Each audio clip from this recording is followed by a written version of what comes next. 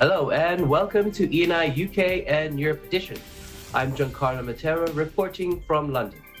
We will bring you news reports from the United Kingdom and Europe. On our program today, the UK seeks Europe-wide maritime minimum wage after a P&O debacle.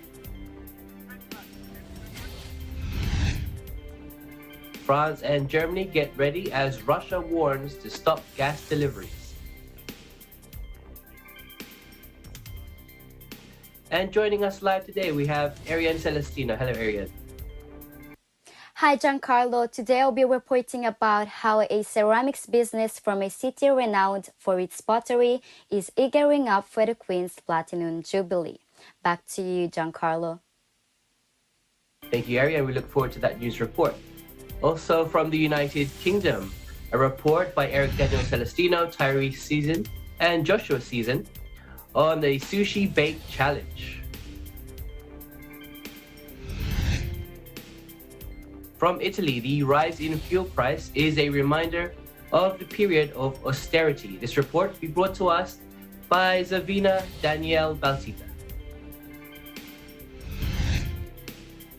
And in Switzerland, we take a walk around Bern, Switzerland's capital city. This report is brought to us by Trina Joyce Asigau. And in sports, Keith Dimabuyu reports on England's World Cup hopefuls as they must fight for places. And our view from our window this week comes from the Athens War Museum.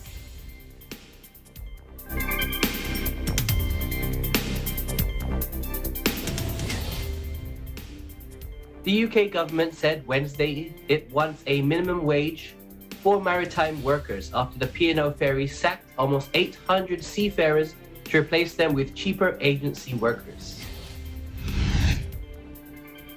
Transport Secretary Grant Shapps told Parliament that collaboration was needed as the government looks to manage the fallout from P&O's actions, given maritime law is largely governed by international rules, obligations and treaties. The open letter delivered to DP World Chief Executive Sultan Ahmed bin Sulayyan on Tuesday comes after the firm admitted it had deliberately chosen to ignore its legal obligations to save costs after being hit by the pandemic fallout. Prime Minister Boris Johnson has attacked P&O's move as callous and vowed that his government would take the company to court over the matter.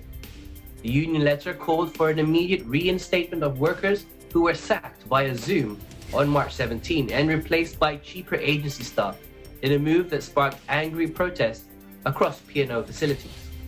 The manner in which this has been done appears to be in clear violation of UK labour legislation and international labour standards, a fundamental breach of collective bargaining and an attack on workers' rights, the report said. The letter went on to say that around the world, transport workers and our allies in civil society expect and demand better. Multinational corporations like yours can and should treat workers with dignity and respect their rights under the law. The letter was published after P&O Ferries boss, Peter Heathwaite, last week admitted to British lawmakers that the company had chosen to break UK employment laws. Shapps called on Peter to resign from the company to rehire the workers. However, the P&O chief has insisted that the company will not reverse its decision. Shapps has also ordered inspections of all P&O vessels amid safety fears over the hiring of inexperienced agency staff. British Maritime and Coast Guard agencies has meanwhile detained 2 of P&O's ships, which failed inspections of emergency equipment, crew training and documentation. The group's vessels are the European Causeway, which was held in northern Belfast, and also on Friday, another ship called the Pride of Kent was detained on the port of Dover on the English south coast on Monday. But P&O on Wednesday accused the MCA of arm-length agencies of the Department of Transport of operating with an unprecedented level of rigor over its ships. On Thursday, France and Germany stated that they were preparing for a cut in Russian gas deliveries. This announcement came as Russian President Vladimir Putin warned Moscow it will turn off the taps for those who refuse to pay in rubles. Bruno Le Maire, France's economic minister, said there could be a situation tomorrow in which there is no longer any Russian gas. It's up to us to prepare for these scenarios, and we are preparing. Western countries have been sanctioning Russia after they moved troops into Ukraine. A part of the sanction included the freezing of its $300 billion of foreign currency reserves. While the United States banned the import of Russian oil and gas, the European Union has retained deliveries from Russia. It is important to highlight that in 2021 alone, the EU received around 40% of its gas supplies from Russia. In a statement, Vladimir Putin said that they must open ruble accounts in Russian banks. It is from these accounts that payments will be made for gas deliveries starting tomorrow, April 1st. He additionally warned if such payments are not made, he will consider this a breach of obligations on the part of the buyers with all the ensuing consequences. Russia's Gazprom bank will handle all payments. Olaf Scholz, Germany's chancellor, said on Thursday that Western countries would continue paying for Russian gas in euros or dollars. Payments for gas in rubles are a way of Russia to support its national currency. The Kremlin has also hinted that it may be seeking payments in rubles for other exports too. This move, however, will also deprive Moscow of a source of foreign currency. It's time for a break now, but please come back for some more ENI UK and Europe edition.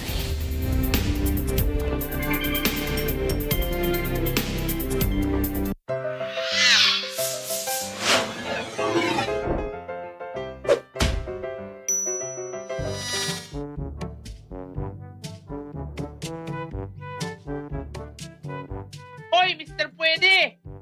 Masama at bawal ang pag-inom! Diyan ka na naman sa kakabawal mo, Mr. Bawal eh. Napaka-KJ mo. Walang magandang dulot ang pag-inom! Lalo na't eleksyon ngayon! Bawal yan! Ayon sa Omnibus Election Code, ang pagbibenta, pagbili o pag-inom ng alak sa araw ng eleksyon ay isang election offense. Inggit ka lang. Oye, oye!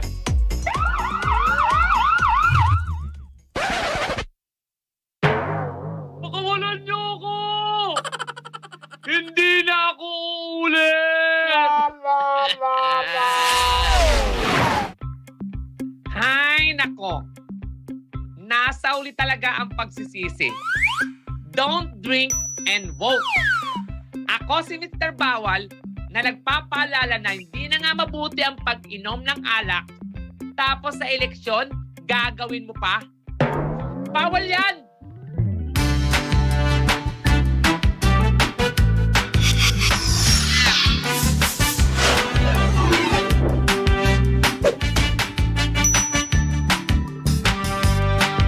A public service message of Net25 for Mata ng Halalan 2022. Matatag, matapang, matapat.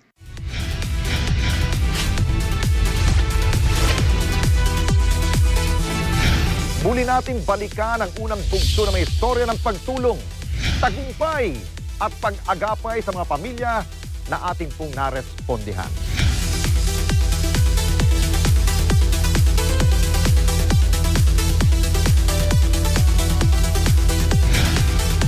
Sabado, alas 6 hanggang alas 7 ng gabi.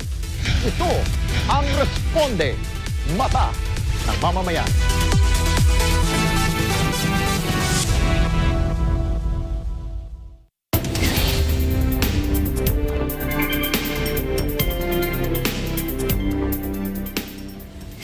Welcome back to ENI UK and Europe edition. I'm Jakarta Matera. For more interesting stories from around the UK and Europe this week. Queen Elizabeth II's Platinum Jubilee has inspired a new range of ceramic collectibles. Ariane Celestino has the details. Hello, Ariane. Hi, Giancarlo. So yes, in his ceramics workshop, Simon Willis proudly displays the crockery set he has created for Queen Elizabeth II's Platinum Jubilee, dreaming it will end up in the monarch's personal collection.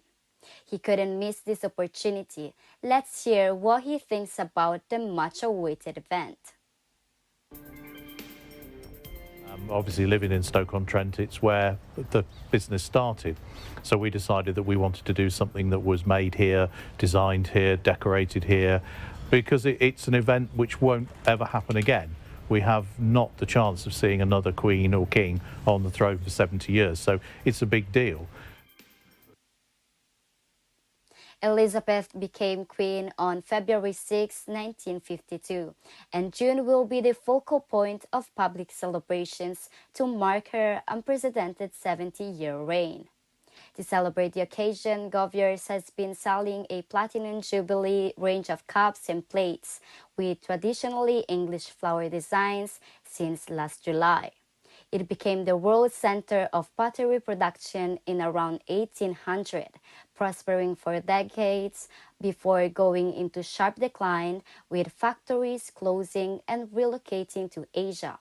The 58-year-old owner said that a lot of the manufacturing has gone abroad due to cost of production.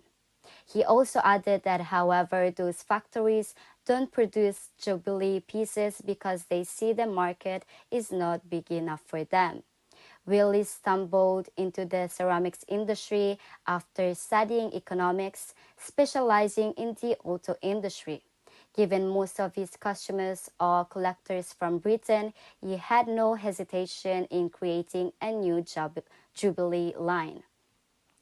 Selling for between £45 for a small cup and £175 for a large plate, Goviers' crockery is not intended to be used as a mere kitchen utensil.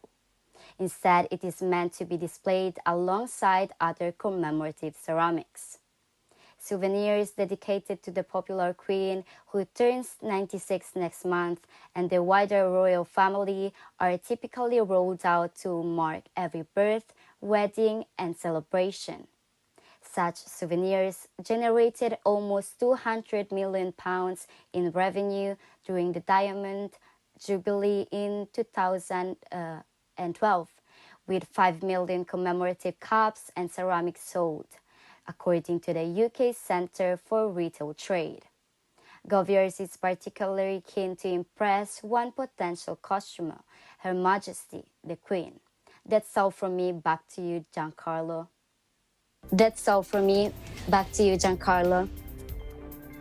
Thank you so much, Ariane, for that report. Just a few questions. With Brexit and the pandemic, how will this impact sales of these ceramics and the number of tourists coming here for the Platinum Jubilee celebration? Well, Giancarlo, there is a large number of tourists expected in this celebration. Goviers expects to sell only a few hundred cups and plates, but its boss hopes his tableware will be remembered. While Giancarlo, for the events planned for the upcoming celebrations, there will be 4 days of public festivities that will begin on Thursday, the 2nd of June, and will continue over the weekend until June the 5th, including a military parade, a large concert, and thousands of street parties around the country. So many are already looking forward to it. That will be everything from me. Over to you, Giancarlo. Thank you for joining us today, Ariane, and for bringing us this interesting story. Reporting from the United Kingdom, I am Ariane Celestino. We'll live in interesting times. It's now time for a sushi bake challenge. And to show us how fun it is, here's a report from Eric Daniel Celestino, Tyree Season, and Joshua Season. Let's go. Hi everyone! I'm Daniel. I'm Tyree. I'm Joshua. Let's ask them. Are you ready for the sushi bake challenge? Yeah! They only have 30 minutes for this challenge. Let's get started. In 3, 2, 1. As you can see, this friendly competition is divided into 2 teams, the guys and the girls. Let's see how they're doing. You do it there. Alright, now let's go put on things. The So here are the ingredients they're using. So you can do this too with your friends and family. For the rice,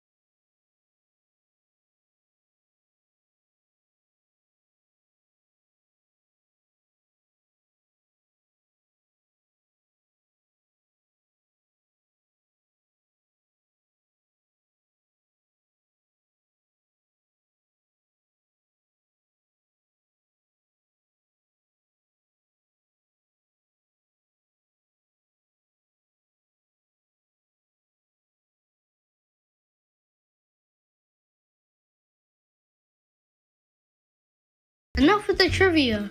Now it's time to decorate!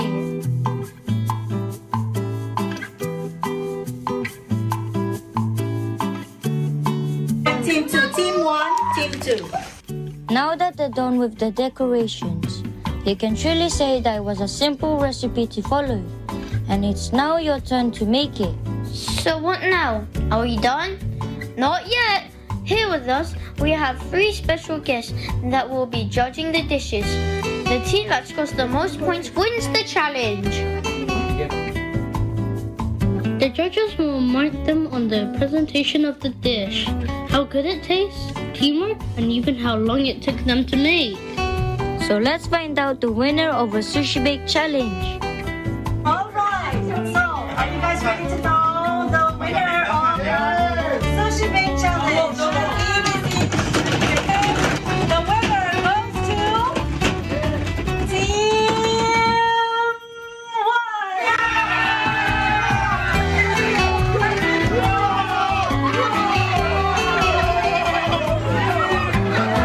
So here's the winning team, Team 1!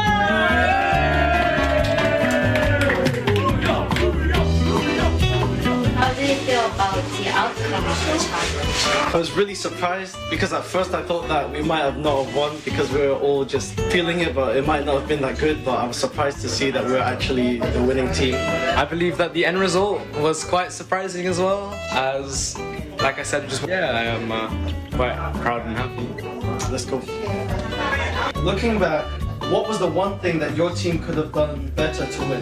One thing that my team could have done better is if we had a better ratio of ingredients, because our teamwork was great. We had all the supplies, the ingredients. I think it's because amidst all the excitement, we could have, made more effort to make sure that all the ingredients were well balanced. No worries. Overall, what's important is we did our best. They have finally finished the food challenge. It looks so good. We can't wait to taste them. Once again, I'm Tyrese. I'm Joshua. And I'm Daniel. Until next time. Thank you guys for that fun challenge. We look forward to more. Now, the crisis in the Ukraine has caused many nations to sanction Russia. It has also led to a rise in the price of fuel, which reminds Italy of a period of austerity from the 70s. Savina Danielle Balsita tells us more. Here's her report. The war between Russia and Ukraine, along with the sanctions imposed by the EU, are generating economic setbacks, including a rise in fuel and energy prices. This rise in fuel prices is set to mimic a period of austerity, similar to the one felt in the 70s. The word austerity refers to the historic period between 1973 and 1974, when Western countries, Italy included, had to enforce a series of measures to reduce energy consumption. This was due to the oil embargo of 1973 that was imposed by members of the Organization of Petroleum Exporting Countries, or the OPEC.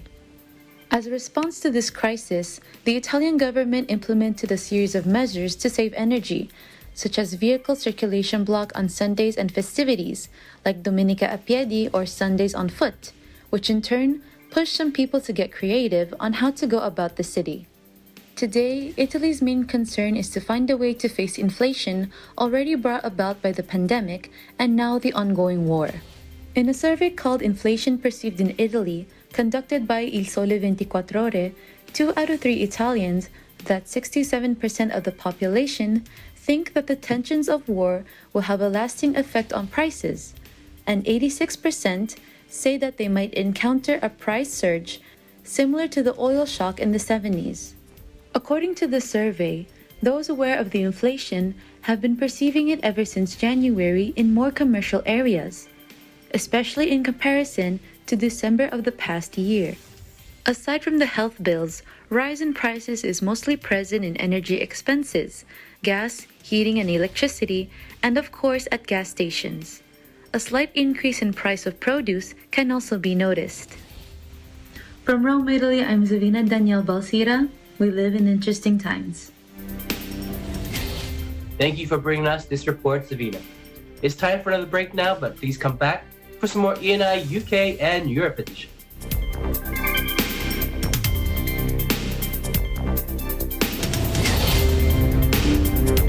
Panoorin ang bang-bang na bakbakan ng mga Mobile Legends players na Tara Gamers. Anong prutas ang may scientific name? Bakit? Narinig ko agad yung scientific name. Bakit si Snap ang naisip mo dyan? Parang di niya alam kasi lalaki siya eh. Ngayong Sunday, alas 7 ng gabi sa Net 25. I stays into her. I don't know how long you'll hide this love, girl. And when the stars align. Hello mga ka-sound trip, this is Sav.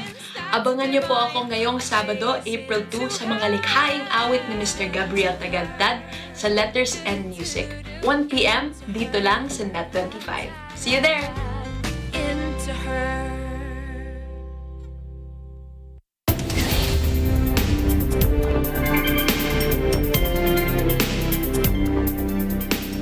Welcome back to ENI UK and Europe edition. Now for some more interesting stories from the UK and Europe this week. We head to Bern now, the capital city of Switzerland. Fiona Joyce Esagao makes us discover what the city has to offer. Let's take a look. As the spring season approaches, it's time for us to go outdoors. In Bern, the capital city of Switzerland, you can enjoy various sights just by walking around the city. First stop is the famous landmark called Glocke, or Clock Tower. People gather to watch the clock strike every hour. If you want to know more about this clock, you can book a tour and learn about its history. Second stop, the Parliament Building and the Parliament Square. The Parliament Square is also home to different events throughout the week, such as concerts, markets, sports events, and etc. Bern is also famous for its numerous fountains all around the city. You can also enjoy some good restaurants at every corner or just spend your time sitting beside the Aare River and just be mesmerized by the amazing view. You can end your tour at the Rose Garden Park where you can see the overview of the old town. The park is the perfect spot for a picnic with family and friends. I hope you also get to enjoy these spots on your next visit to Bern. I'm Trina Sugo from EBC Switzerland. We live in interesting times.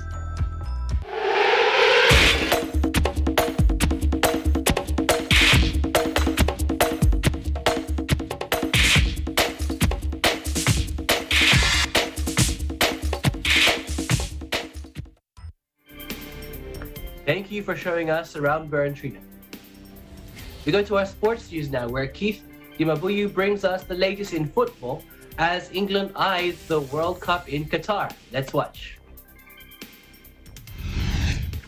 England manager Gareth Southgate insists that nobody can take their place in his World Cup squad for granted. Southgate's side stepped up their preparations for the World Cup with a 3-0 win over the Ivory Coast in Tuesday's friendly at the Wembley Stadium. He made 10 changes from Saturday's friendly victory over Switzerland to take a closer look at some of the fringe players, hoping to secure a seat on the plane to Qatar in November. Ollie Watkins and Tyrone Mings, both far from certain to make the World Cup squad, boosted their cases with goals against the Ivory Coast. Watkins could serve as an understudy to Harry Kane up front, while Mings is a candidate for central defensive cover. Southgate expects the intense competition for places to fuel the desire of those seeking to make his final squad. They can all get out on it with a fight amongst themselves and will pick the ones that are playing at the best level and who can do the job. Gareth Southgate said, "We're in a fortunate position that we do have good players. You can motivate players as a manager, but there's no higher motivation than 2 more on the bench that can come and take your place." England will discover their World Cup group stage opponents on Friday when the draw is made in Doha. Southgate guided England to the World Cup semi-finals 4 years ago in 2018 in Russia, and then suffered a penalty shootout defeat against Italy in the European Championships final last year. He acknowledges those recent near misses have raised expectations. Reporting for Sport for E&I am Keith Dimabuyu from the UK, and we live in interesting times. Thank you for bringing us the sports update, Keith. In today's View from Our Window, we take a look at Athens War Museum. The museum is located at the center of Athens, and it opened its doors in 1975. The museum aims to give a view of the Greeks' fight along history. The exhibits that spread over 10 rooms. They cover Greek history from the prehistoric period to the Second World War. The museum also hosts a well-organized library, an amphitheater for lectures, and a conference room. The War Museum is open from Tuesday to Saturday morning, and the admission is free. Thank you so much for sharing this view with us from EBC Greece. And that's it for today's program. Stay safe and keep positive as we bring you more stories next week from the United Kingdom and Europe. I'm Jakarta Matera. We live in interesting times.